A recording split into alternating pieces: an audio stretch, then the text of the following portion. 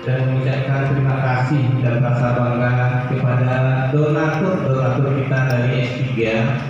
Tanpa kita duga, tanpa pengetahuan, spontan, alhamdulillah hampir 2 ton beras dapat terkumpul. Ini adalah berkat daripada donatur S3. Biasanya tahun yang lewat kita mengadakan buka bersama dengan anak yatim. Hari ini karena PSBB tentu kita tidak boleh berkumpul banyak-banyak, tidak boleh terlalu nyanyi. Tentu adalah hari kewakilan saja ya. Assalamualaikum